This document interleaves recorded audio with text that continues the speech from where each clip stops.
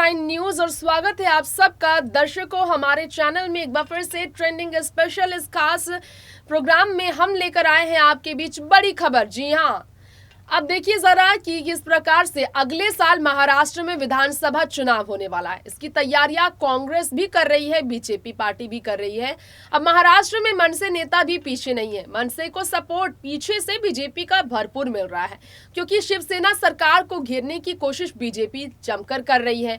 देखिए जरा किस प्रकार से देवेंद्र फडणवीस ने तो जमकर निशाना साधा उद्धव सरकार ठाकरे पर। कहा कि राणा दंपति को जिस तरह से नवनीत राणा, रवि राणा को जिस तरह से भाईखला जेल में बंद किया गया है, राजद्रोह कहा जा रहा है। मुझे भी राजद्रोह कहो, अगर हनुमान चालीसा का पाठ करना गुनाह है तो मुझे भी जेल भेजिए ना। ऐसा कहा तो उद्धव ठाकरे ने जवाब दिया। कहा कि हिंदुत्व की नारे लगाने की कोशिश में यह हनुमान चालीसा का पाठ लाउडस्पीकर में करके हिंसा को जो बढ़ावा दे रहे हैं वो जरा जान ले। शिवसेना घंटाधारी सरकार नहीं है, घंटाधारी हिंदू की सरकार नहीं है, ये गधाधारी हिंदू की सरकार है। यानी कि हनुमान जी के लिए आपको बता दे हमेशा हिंदुत्व को बढ़ावा शिवसेना ने दिया। गधाधारी यानी कि हनुमान का नाम लिया गया है। तो उद्धव ठाकरे जो है ना सिर्फ देवेंद्र फडणवीस को जवाब दे रहे हैं, बल्कि राज ठाकरे को भी जवाब दे रहे। जैसे जैसे दिन नजदीक आ रहा है 3 मई की तारीख का, अल्टीमेटम को लेकर वाकिफ उद्धव ठाकरे राज ठाकरे की बोलती बंद करने के लिए, महाराष्ट्र में शांति को बनाए रखने के लिए, हिंसा को रोकने के लिए ऐसी तैयारियां कर रहे हैं जिसमें पुलिस प्रशासन पूरा उनका साथ दे रहा है। जानिए खास रिपोर्ट में। आजान विवाद से लेकर हनुमान चालीसा की पाठ तक को लेकर जो हंगामा महाराष्ट्र भर में मचा है, मनसे नेता राज ठाकरे ने धमकी दी खुली कि 3 मई तक अगर महाराष्ट्र सरकार फैसले नहीं लेती है मस्जिदों से लाउडस्पीकर बैन करने की, तो फिर हिंदू तैयार है। हनुमान चालीसा का पाठ लाउडस्पीकर पर हर जगह होंगे, मस्जिद के सामने भी होंगे।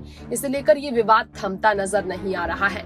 और राज ठाकरे के धमकी भरे शब्द के बाद, अल्टीमेटम के बाद, राणा दंपति ने देखा ही आपने किस प्रकार से जमकर शिवसेना को घेरा, उद्धव ठाकरे को घेरा, जिसके कारण उन्हें जेल में बंद किया गया।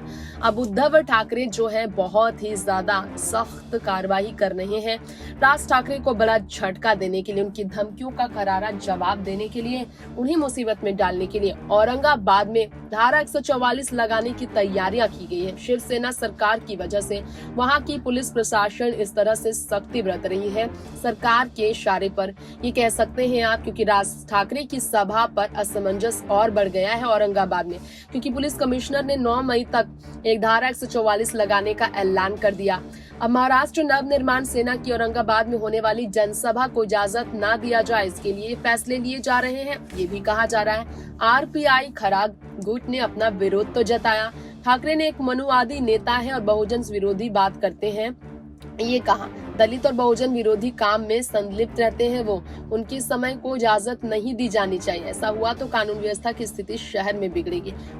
शांति बनाए रखने के लिए भी इस तरह के फैसले लिए गए हैं। बताया जा रहा है कि मनसे अध्यक्ष राज ठाकरे की सभा को मंजूरी मिलने की आसार अब कम नजर आ रहे हैं। इसके अलावा पदाधिकारियों का ये भी कहना है मनसे की तरफ से इजाजत वो जरूर लेकर रहेंगे। महाराष्ट्र दिवस पर औरंगाबाद में होनी है राज ठाकरे की सभा, जहां और भी ज्यादा उनके हंगामे होंगे। इसलिए उद्धव ठाकरे शायद डरकर इस तरह के फैसले लेते नजर आए हैं, जो कि राज ठाकरे के बिल्कुल विरोध में बताए जा रहे हैं। 1 मई यानी कि महाराष्ट्र पर राज्य के संभाजी नगर में एक जनसभा को संबोधित करने पर अड़े हुए हैं वो। इसके अलावा सर्वदलीय बैठक में हाल ही में उद्धव ठाकरे ने सभी नेताओं को बुलाया था, विपक्षी दल की तरफ से भी, जहां ना तो पूर्व मुख्यमंत्री देवेंद्र फडणवीस पहुंचे और ना ही राज ठाकरे पहुंचे। ऐसे में उन्हें जवाब देने के लिए इस तरह के फैसले लिए जा रहे हैं। 13 राजनीतिक संगठनों ने अपना विरोध तो जताया ही है राज ठाकरे की सभा के लिए, ये बताया जा रहा है। औरंगाबाद में राज ठाकरे की सभा होगी या नहीं, इस पर राजनीतिक दलों की निगाहें लगी हुई है, जिससे राज ठाकरे को सबसे बड़ा झटका लग गया है।